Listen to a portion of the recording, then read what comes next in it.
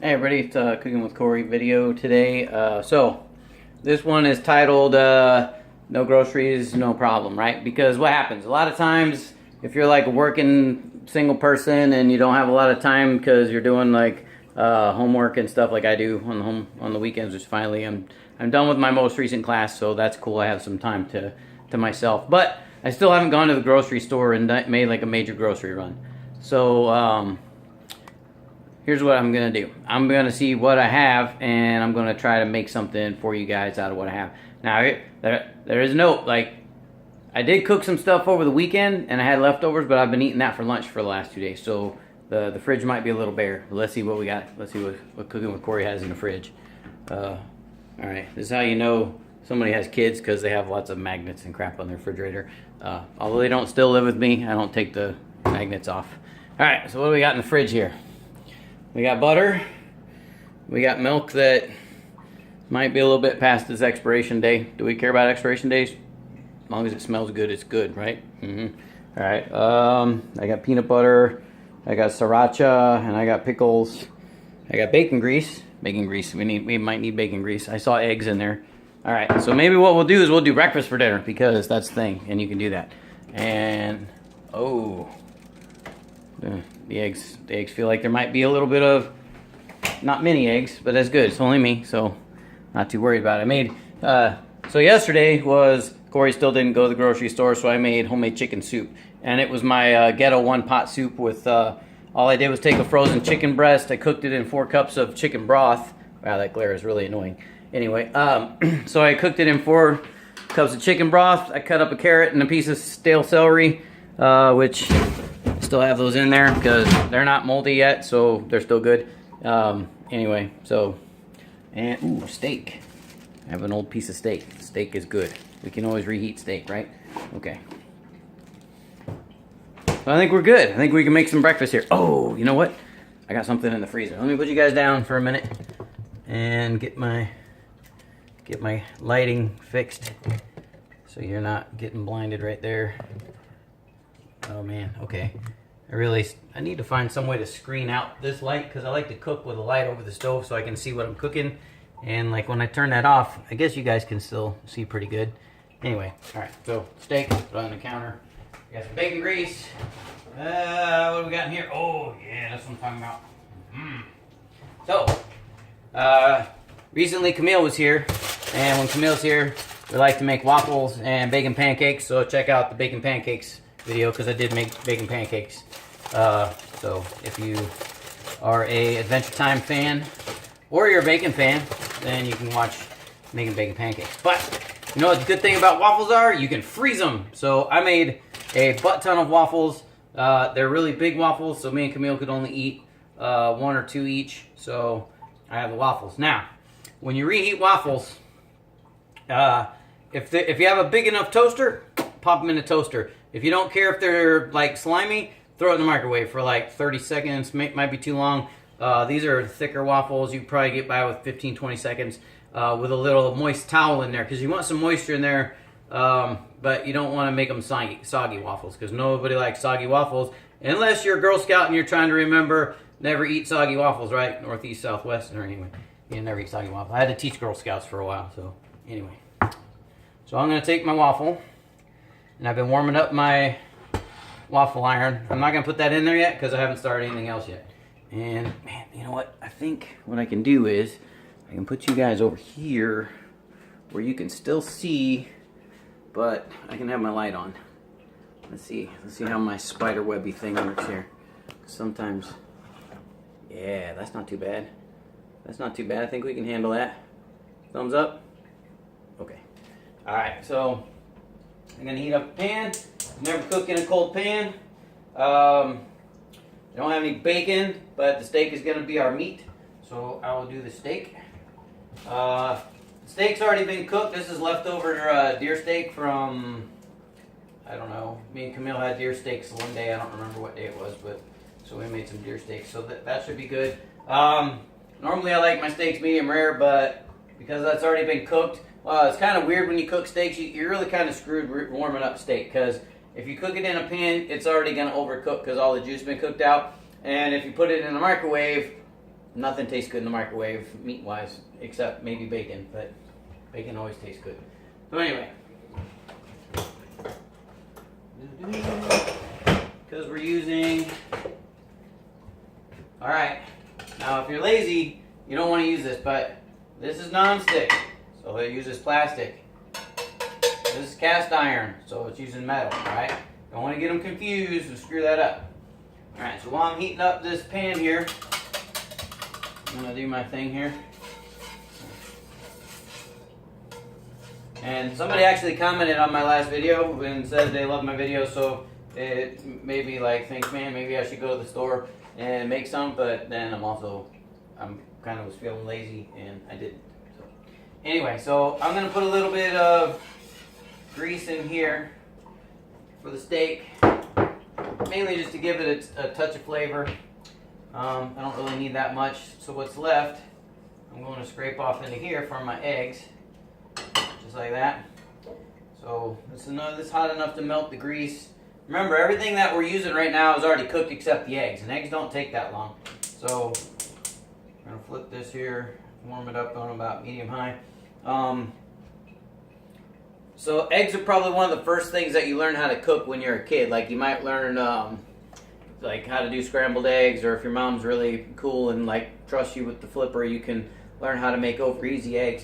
So one of the ways that my dad taught me, because my mom didn't have much patience when it came to that kind of thing, is so if you have a little kid and you're working with hot grease, it's not usually a good idea to teach them to, you know, flip things like that, because they splatter grease all over and their little eyeballs are like right about here. So unless you want your kid to be blind and live with you the rest of your life, don't do that. All right. So for little kids, a good idea if you want to teach them how to make over easy eggs is you get a spoon.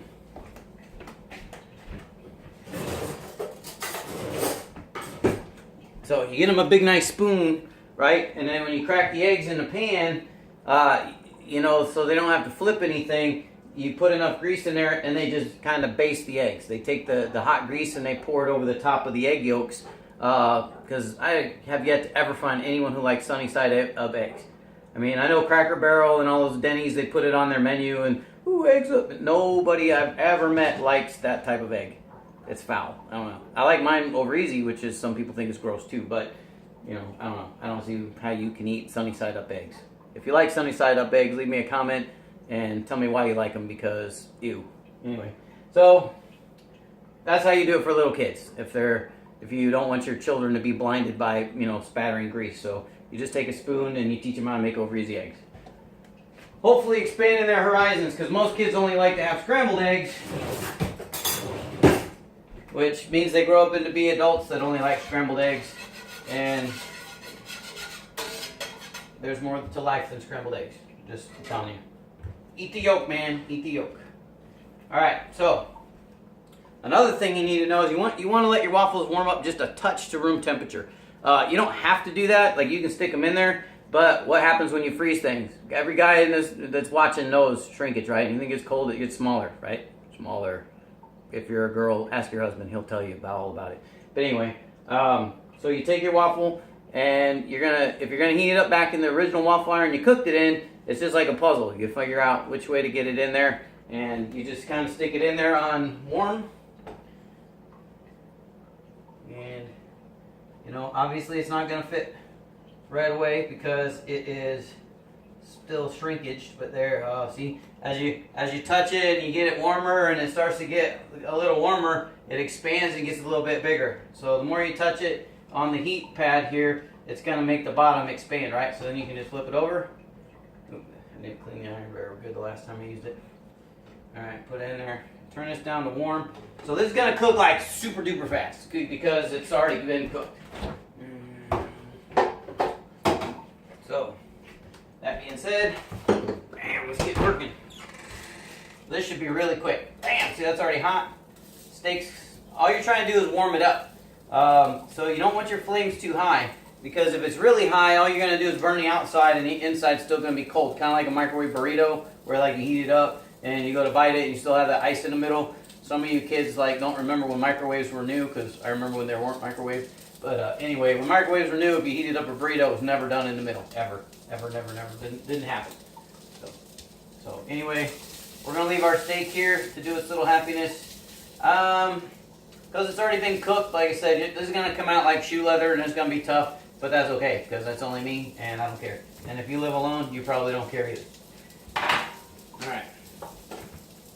Oh yeah, that's nice. Oh, look at that flexi waffle. Bam. All right.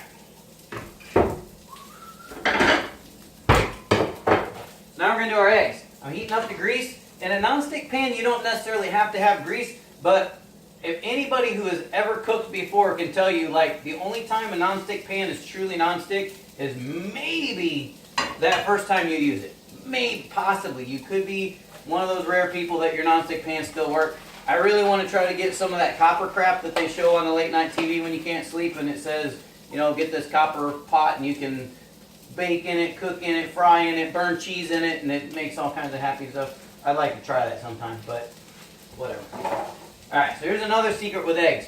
If you're going to cook scrambled eggs, don't add a lot of milk. I might have already told you guys this, but milk just waters the egg down and it makes them runny. So if you have people who don't like runny eggs, some people say, oh, I want scrambled soft. Scrambled soft means that they still want a little bit of yolkiness in there. They don't want them firm.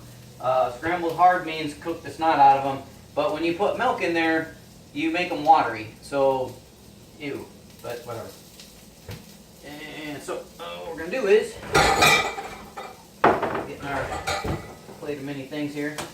So even if you're doing over easy eggs, if you want their eggs to come out pretty much at the same time, instead of cracking them into the pan individually and having the bottom egg start to cook and then the other egg, you know, in the little bit of time that it takes you to flip it over or crack it and put it in there, like that other egg's already been cooking, so like one egg's always a little bit not as done as the other, and you get that runny snot around the outside, and that's really gross because nobody likes that. I don't know.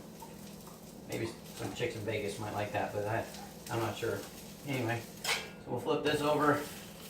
See how it's still browning a little bit. So can you guys see that? We might have to zoom in. I don't know. I got you way up on the empty pantry cabinet, but anyway. All right, so the pan is hot. When you're cooking eggs, you don't need to have the flames super duper high, but you want it high enough that the eggs are going to cook, and you also want to get the grease where if it's too low, it'll actually pop a lot, whereas if it's really hot, it'll just sear to it right away, and it'll be very unhappy for everybody. So this should be warm enough. Yeah, see how it's starting to turn cloudy already? It's getting a little bit opaque. You throw your eggs in there at the same time. And of course I use bacon grease because I like the bacon grease on everything. I could reach in there and scoop it out with a spoon if I was really digging it, but I'm not going to do that. Alright, so you can throw your spices in while the eggs are still gooey and jelly like that. I might have it just a little too low because I was talking to you guys and wasn't really paying attention. Alright, got some pepper on there. Alright, man, you guys can't really see that from way over there, so let's see. Oh, wow, I got 3 people watching. Cool. Alright, so anyway, see how, where are we at? The eggs are kind of starting to get opaque. I like to leave just a little edge. Some people like to make it so it's totally round so it looks pretty. I don't care. As long as it's an egg, I'm good. Alright, so let's put you guys over here. Let's put the front leg up. There we go. Alright, so what you're looking for is the thicker part is going to start to get cloudy. Now I don't want to melt my stand because I've actually jacked up my blender because I drug it across the top of the waffle iron before. And the top of the waffle iron gets in like really super duper hot. Alright, so that waffle's done. And I can butter it. Butter.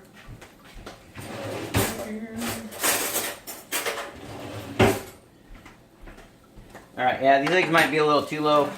Jiggle them around a little bit. Alright, plastic, right? Plastic. Alright, so you can kind of reach around the edge and give it a little love, little shake in here. Alright, so see how it's really jiggly? Not ready yet, but it's starting to bubble up around the side. So I might have put them in a little too early. And then see how like the heat's trying to escape out the middle here? If you just poke that a little, the heat will bubble up right through there, and you won't have these goopy bubbles in your eggs. And if you do, who cares? It's not a big deal, and it's not the end of the world, you know. All right. I'm gonna butter this waffle. Bam.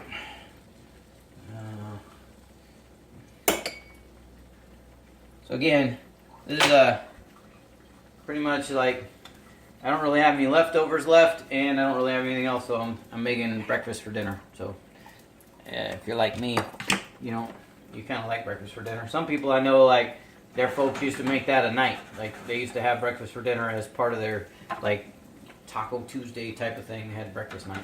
All right, so see how the yolks are starting to get done? So like say, thing with the little kids. So what you do is you would want a lot more grease in here and keep the fire really low, and you would just have them, lean the pan and kind of baste the eggs right over the yolks, so then it'll start to get cloudy, and then you're like, oh look, you made some over easy eggs. Anyway, that's what my dad did. So I'm gonna get under here. You guys are gonna watch me screw up some eggs because normally I'm pretty good at this. All right. That's why they're called over easy, because I just flopped them over easy. So you still jiggle them a little, they're still jiggling. They look like a pair of, let's not explain what they look like because I know kids watch this. But anyway, so we're jiggling them and they're kind of jiggly. You want to keep them jiggly because you want to have yolk, right? Well, I do. I like yolk. So there's over easy, which is, these will be done in a little bit, just enough to get all the chicken snot clean or dry, whatever, hard. Or there's over medium, which is like, I can poke this, but it's not all the way done. Like, there's still a little. And then there's over hard, and that's like you just mash the yolk, and that's what a lot of people like on hamburgers. They like them over hard, because that way they don't bite into the hamburger and have like hot gooey yolk running down their face, which would be bad if you're at a restaurant or like trying to be on a date or something and eat. All right, so these babies are done. You can see how they look nice and pretty, right? They're not sticking. Don't make me a liar. All right, they're not sticking. You just take them and you slide them right on the plate right there. Bam. Okay. Come on now, egg. Come on, egg. There we go. Bam. All right, we got that. We got this. And the steak's a little iffy, but yeah, it's almost done. I'm just going to leave this here on the hot burner so that the heat will like melt my butter and keep the eggs warm. And bam, look at that, breakfast for dinner. Who would have thought? So, cooking with Cory. Like me, send your friends, visit links.